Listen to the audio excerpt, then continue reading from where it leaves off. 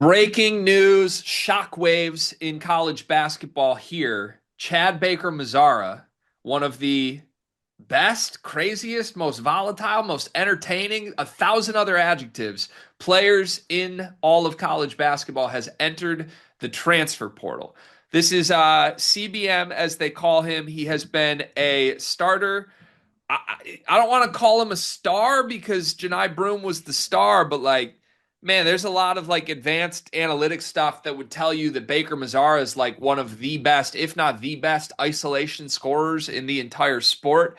This past season for Auburn was his best. He started 34 games, 12 points a game, 3 rebounds, 3 assists, a steal, shooting 38% from three, 45% from the floor. There's a lot of additional elements to Chad Baker-Mazzara, the basketball player, which I'm sure we will touch on later in this video. And there is already some rumored what exactly could this be about destination talk, because let's make this clear. This is a surprise, I think, to Auburn. Maybe they knew he was flirting with it, but this was a rumored thing. Like, keep an eye on this. I don't know that anyone knew this would for sure get to the point where Baker-Mazzara enters the portal. Since Auburn's season ended in the Final Four, Baker-Mazzara has already posted about how he's coming back, and Bruce Pearl wants to play him at point guard next year. And all of these things that have been Baker-Mazzara and Auburn publicly talking about next year now thrown to the side so that CBM can be chased in the transfer portal. What's your immediate reaction, Dion? I love this for us, all of us, whether it's sleepers, myself, and Chad Baker-Mazzara. I love this for us. We're the wanted now. For years, Chad Baker-Mazzara was on the outside looking in. Everyone's like, got to change the image, got to change the character, blah, blah, blah. I love how he waited. Let everybody else commit. There's a lot of roster spots still open. Now I'm the big dog. Demon home, as Drewski once said. Demon home. So like I feel like I love this for Chad. I love the idea of Bruce Pearl being like, hey, you're gonna play point, and Chad being like, sick, I'm all down for it. Then 2 weeks later, he's like, yeah, no, I'm good actually. That's one of the last things I would like to ever do. Um, I do think this is a massive blow to Auburn. The one thing I will say about this Auburn team that I think made them different from the other Auburn teams is they weren't wired all the way tight, right? Like you went into a game, you don't really know what version of Auburn you're going to get. We used to always say you could get the version of Auburn that plays phenomenal, and then you get the version that gets in their own way. What I thought Chad Baker-Mazzara brought was a little bit of both, which you need. And I think you had a Janai Broom who brought the calming aspect. But when we were at the Final Four, you could see just how a little crazy this team was. And it gets to their opponents too, because it's never just them making a shot. It's them making a shot. It's them getting the crowd into it. It's them saying something to you. Every point against this Auburn team felt meaningful. And that's a part of the culture and the impact that Chad Baker-Mazzara brought to them, I feel like. And I think that's going to wind up being a pretty big loss for Auburn. He's a vet at the end of the day. And he was at times a bit of a calming presence. The Michigan State game, when they tried to get into it and he just held his hands up, that was game time. That was game time. Like the moment he did that, I was like, this team doesn't stand a chance against Auburn anymore. And I just feel like that there's a lot that he brings both on the court as a 38% three-point shooter and a good defender, but off the court as a bit of your culture changer, your leader, the person that was bringing you to some of these moments that I do believe Auburn's going to miss, especially when you look at everybody else that they're losing this year. Okay, couple more things on the profile of Baker-Mazzara here. He's 25 years old. He will be 26 years old by the time next college basketball season ends. You are getting a guy that, by all accounts, should be like maybe entering his prime as a professional basketball player, playing, I don't even know what, his seventh, sixth year of college basketball. Somehow he still has eligibility. But that's part of the scout here. Like, let's not sit here and act like Baker-Mazzara is like an insanely special talent. He's a really good college basketball player who's gotten better and better and better and better as he has turned 25. There's not a lot of 25 or 26-year-olds playing college basketball. In fact, that should never happen. And you have this guy sitting here who seemingly enjoys it. And I would expect essentially he's a star because he's a 25-year-old guy who's played thousands of minutes in college basketball that brings Final Four experience now, has been a huge player on really good Auburn teams. It's just I would say this. It's a commodity that you can't find elsewhere in the portal. Not only is Baker-Mazzara this unique player for all of these crazy reasons and what he can bring on the court, but also just straight up, you won't find another 25-year-old guy with Final Four experience. That alone should make him this insane haul for whoever wants him. In the On3 announcement of this, they had this written up, and there's so much unique stuff in here. I would encourage anyone get an On3 subscription and read this. But part of the story of Baker-Mazzara is the fact that he's a truly insane person, Dion. Yeah. Like I'm not. I don't. I know sometimes I get discredited or people get upset when I get personal with things. I don't even think I'm being personal when I say this. This is a public talking point with Baker-Mazzara. He's an insane person, and Bruce Pearl has had to talk about how he's had to channel that. There's quotes in the On3 article of Pearl. This is literally a Bruce Pearl quote about Baker-Mazzara. He's crazy, crazy in mind, my crazy. No, listen, passion, intensity. He cares so much. He puts a lot of pressure on himself. He doesn't want to disappoint his teammates. The thing I've told Chad is, look, you can affect the game. The outcome of the game is winning by rebounding, defending, using your length, communicating. He goes through phases where he can get really hot, but I trust Chad Baker-Mazzara. I mean, that's Bruce Pearl acknowledging a guy he trusts is insane. And you have to channel it. And that's going to be an element of where Baker-Mazzara goes next. Just on this point, last note for me, and I'll throw it back to you. Like, how has the crazy manifested itself at Auburn? At times, he's helped them be this frantic, overwhelm you with athleticism and psychosis type team that was really hard to handle. Also, twice in his career, he's been ejected due to flagrant two fouls. Once in an NCAA tournament game where he was ejected early in their loss to Yale 2 seasons ago in the first round, and then again a year later against Alabama in a rivalry game in Auburn's regular season finale. Yeah. So, this is not just teetering, oh, he's kind of a weird personality. No, he's a crazy person that when it works, it's unstoppable. And when it doesn't work, can really be detrimental to his basketball team. Is that fair to throw on the scout of this player? Yeah. Yeah. Another player that was like that, Draymond Green, though, right? Yep. You can win with players like this. Personally, these are my favorite type of players to win with. I think it's fun. I want to be described the way Bruce Pearl described Chad Baker-Mazzara, by somebody. That is the perfect marriage. And I want to let Chad Baker-Mazzara know he's my favorite player in college basketball. I've been saying that all year, multiple group chats. I've deemed myself the Chad Baker-Mazzara of sleepers. He is my favorite. He's my favorite college basketball player. Be careful. I think we found the home at Auburn. I think we found the perfect place. The way Bruce Pearl described him is exactly how a player like Chad Baker-Mazzara should want to be described, not only by their coach, but their teammates. I would be careful when entering the portal, but at the same time, go get yours. Go get yours. Yeah. Okay, so there's a lot more unique elements, not just to the player, but to how this is going down, I think. And I can speak to some of them. Some of them I don't think I can speak to. But just from asking around people that would know and putting feelers out there today. Now, I don't like playing reporter, but I'm just trying to get intel on what is going on here because it seems like quite a surprise. And general just overview of what I've been told. Auburn thought there was potential for this, but they didn't expect it. They're not happy with it at all. In fact, they tried to put some precautions in place to avoid this happening. And when there was all that public back and forth, like let's be clear, Baker-Mazzara has been publicly discussing and teasing his Auburn return since the season ended. Pearl has explicitly talked about it. So, these two left the season on some sort of same page together. He's returning. Talk about it publicly. You're probably the face of Auburn next year. And from what I've been told, I think Auburn knows what they're dealing with. They know Baker-Mazzara better than anybody. They always assume there's a chance this could flip. And from what I've been told, they put some precautions in place that should not allow Baker-Mazzara to go in the portal.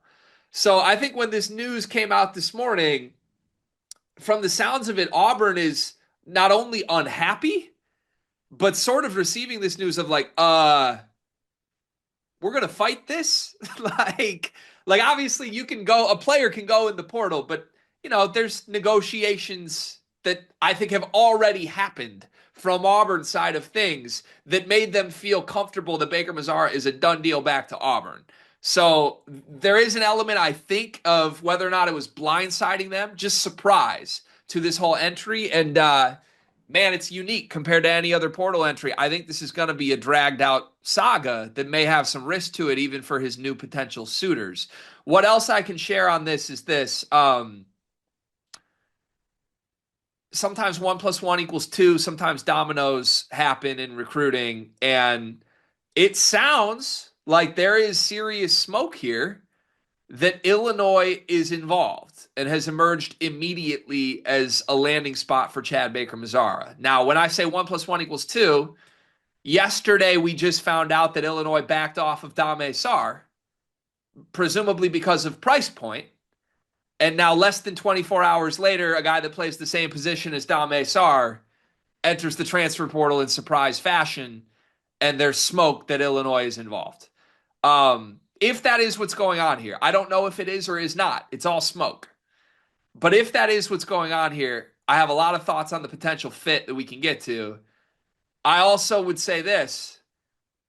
If you didn't have the money for Dame Sarr, do you have the money for Chad Baker-Mazzara? Like, that doesn't seem to map one for one in my head, does it? You might notice there's a lot of lights on behind me. There's a big ring light I'm using to record this. You want to know why those lights stay on? Because of Underdog, because of these ad reads, people. Yeah, we heard your feedback. You're annoyed that we keep putting Underdog ads in the middle of our videos. Well, guess what? We got to keep the lights on, and we need some people to sign up for Underdog Fantasy. If you like these videos, if you want us to keep making videos, sign up with Underdog Fantasy. Use promo code SLEEPERS, and they actually have an awesome offer for you. You can receive up to $1,000 in bonus credits. 50% of your first deposit will be distributed in bonus credits, and you get a free pick. And Cart, I got a pick with Underdog Fantasy for this weekend that I'm already eyeing. We got the Pistons and the Knicks, first playoff series in a while for our favorite team. Cade Cunningham over 27.5 points. I'm taking higher than that for my pick with Underdog. Promo code SLEEPERS. Sign up with Underdog Fantasy. It helps the show. It helps us keep making these videos for you. Back to the show. Depends on who's representing Chad Baker-Mazzara. If I am, they do not. They do not. Also depends on what promises were given to Auburn, what Auburn's going to quote unquote fight. Maybe there's a world where Illinois says, "Hey, we'll pay Auburn off, and then we'll give you X amount on top of it." And maybe that's where Chad Baker-Mazzara is like, in the end, that makes me more money than I would have made at Auburn potentially. I will say this too. Chad Baker-Mazzara is entering late. We haven't seen him play basketball in I guess it's only been like 2.5 weeks. It feels like a month, but I guess it's only been about 2.5 weeks. Price of the bricks going up on Dame Sarr. That Nike Hoop Summit performance, 17 points, very, very comfortable from three. Looks like he could get to the basket on anybody. I think it woke a lot of people up that might have been out on him. Price of the bricks going up on him, and I would say Chad Baker-Mazzara's price is maybe a little bit more, even if similar or higher, cemented. And Illinois might just be like, "Hey, we don't want to get into a bidding war necessarily." Yeah. Yeah, I think that's fair, a fair interpretation of what's going on with Sarr. All I would say is this. If you think, I think Illinois didn't think there would be a bidding war with Sarr, right? And so they kind of got ambushed last second here of like, Sarr, why haven't you committed? Oh, no, it's a bidding war? Screw you. We're out of this. Why would there not be a bidding war with Baker-Mazzara? Like, now that Baker-Mazzara's in the portal, there should be a bidding war, right? Oh, there will be. There will be. And I have a list of teams that we should get involved. First off, BYU. How special? How special? I want no part of that. As a BYU backer, respectfully, you drop him on a team with DeBanza, it will end in disaster. Special. I want no part of that. It could be Steph and Dre. Yeah. Steph is wired a little differently than DeBanza is. I think it would be Dre and Poole. Oof. I'd like no part of that one in BYU. It worked for a year, though. It did work for a year. There It was a worked for a Steph year. there. Maybe Richie Saunders is Steph. Give me your next potential schools that need to get involved. Duke. Don't hate it. Yeah, But Duke. largely because I think the Boozers are mentally composed enough to work with a Baker-Mazzara. Steph and Dre. Steph and Dre. So Steph that's and my Dre. comparison with everybody. Steph and Dre. Duke. And then the last one, which is where I think he should just put this team on the list to get everybody a little riled up. Alabama. That would be hilarious. That would be hilarious. I do think as we talk through this, I think there's a serious element as far as like what's best for Baker-Mazzara of going to a place that has a legitimate superstar. Like I think what worked so well at Auburn was him being the Robin to Janai Broom's Batman. And I think that's a good situation for him, let alone just dropping on a team. But yeah, I don't hate any of the ones you mentioned except BYU. I hate that. I will say this from asking around quickly in the immediate aftermath of this. I have heard zero schools at all that are seriously involved with Baker-Mazzara other than the Illinois smoke. And again, it's all smoke, it's all rumoring right now, but there are some connections here, like with Orlando Antigua and the Dominican basketball whole world. Chad Baker-Mazara, a member of that world. So there's just a lot of tea leaves here on given the SAR situation, how it played out, given the timing of this, given who Orlando Antigua is, the positional fit, what Illinois needs right now.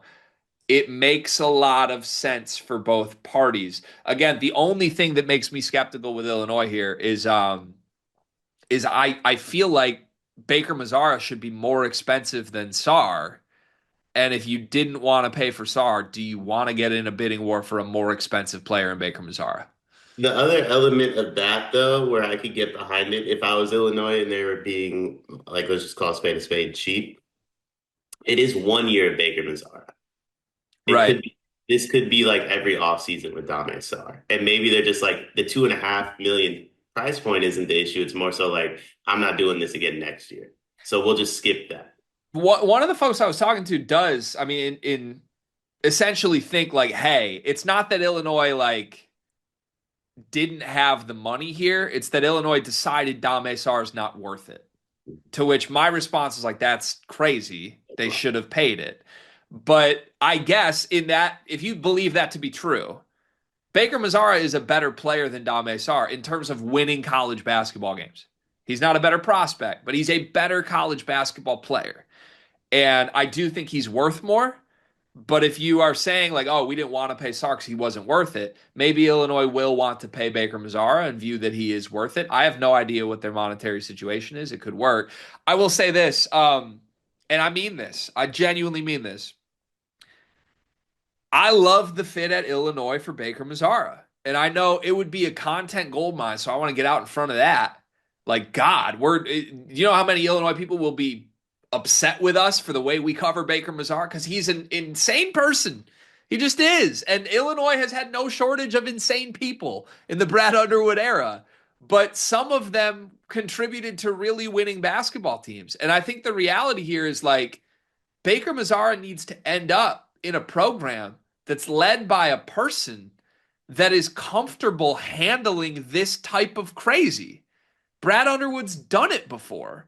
And if you want to have the conversation here, like should Brad Underwood be doing this? I would entertain the idea of like maybe you could find a more rational thing here.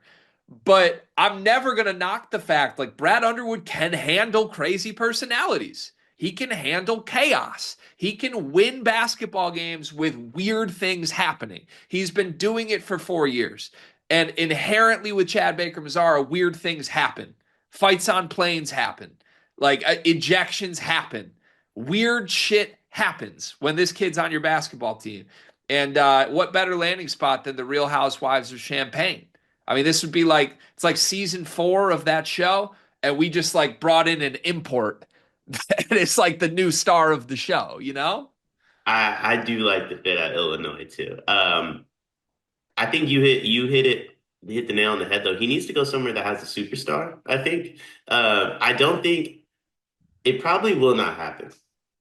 I don't think it's crazy far-fetched that he plays in the NBA one day though. Like I don't think it's crazy far-fetched. He's so old. That's working against him. I Like, think it works against him from a first round perspective, but if you're like the Celtics who are drafting in the second round and you're teetering on that second apron and you're looking for a cheap guy who can also contribute, Chad Baker-Mazzara, like in theory, is going to be that guy. Um, it's far-fetched, don't get me wrong, but like it's not out of the realm of possibility. The best way for him to do that is to attach himself to somebody. That's why I brought up BYU.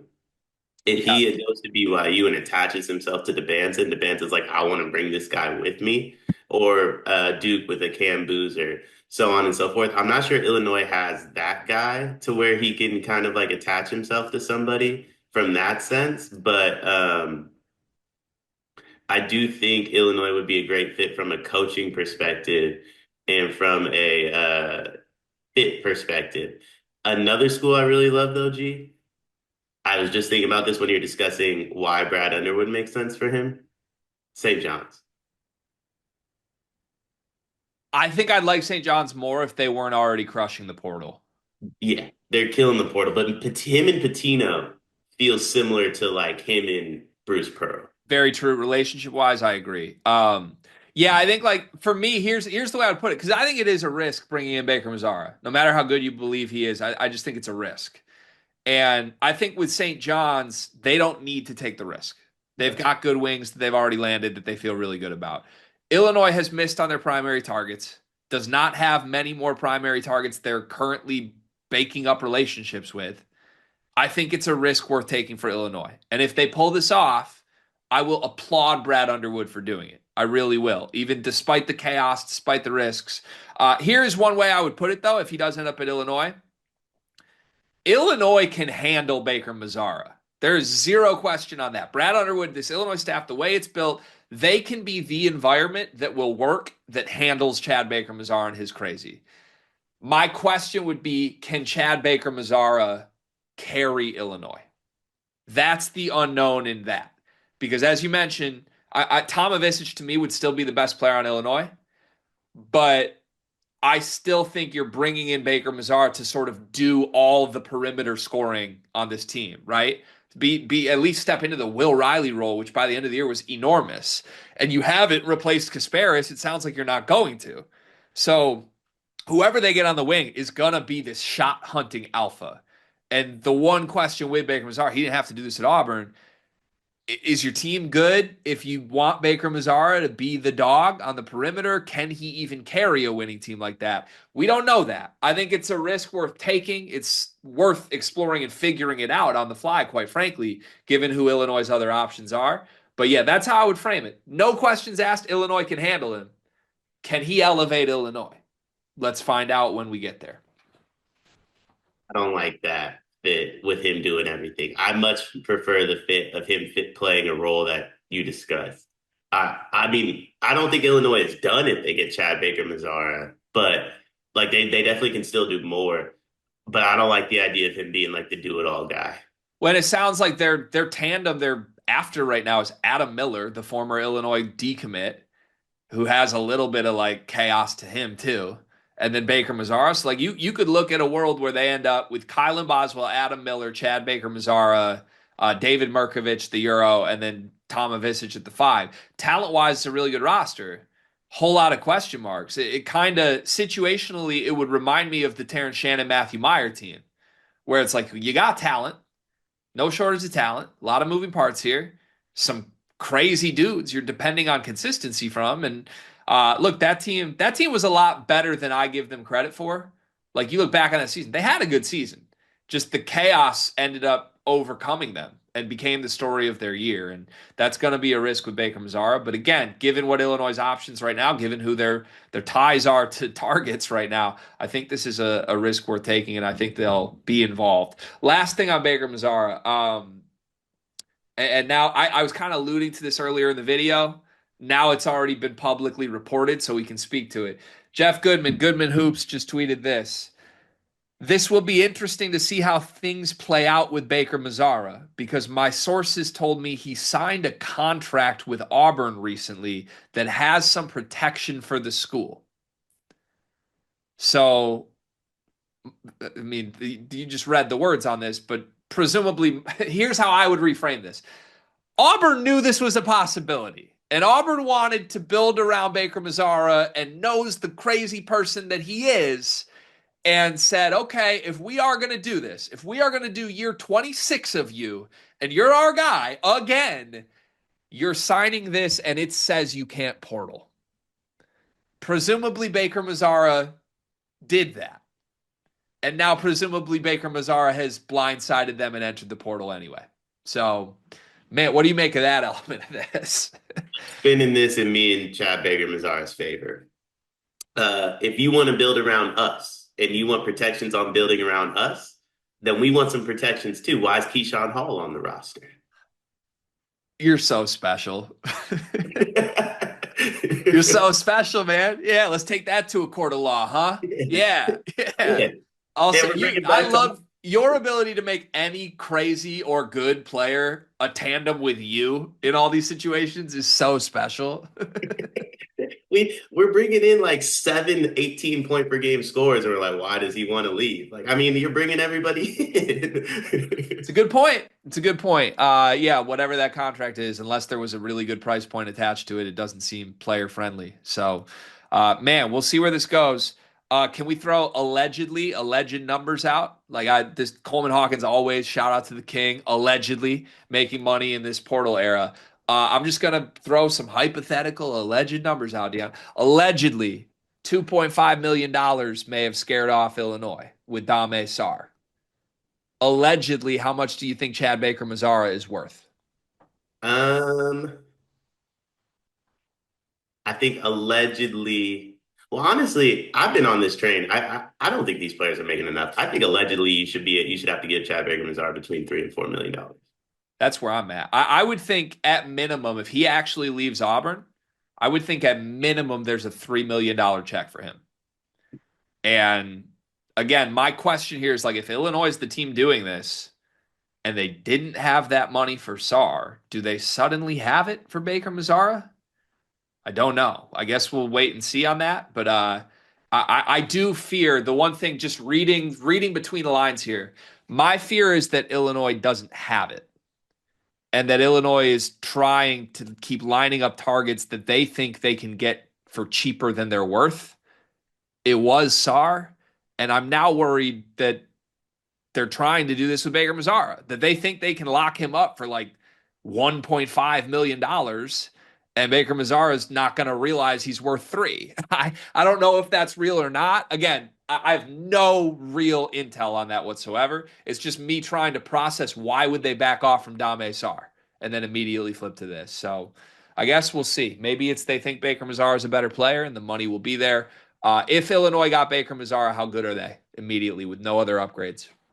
Worse than Auburn. I know that much, to be honest with you. But I think if they got Chad Baker-Mazzara, they're like top 5 in the Big Ten, maybe top 6 in the Big Ten. But I feel like the other Big Ten schools are doing more. Yeah, that'll be true with or without Baker-Mazzara in the fold. Look, they have more ads to make even beyond this guy. To me, I'd feel comfortable putting Illinois like 4th in the league if they get Baker-Mazzara, presuming they're still going to make a few more ads. But this is the type of risk they need to take. It's the type of player they need to go after.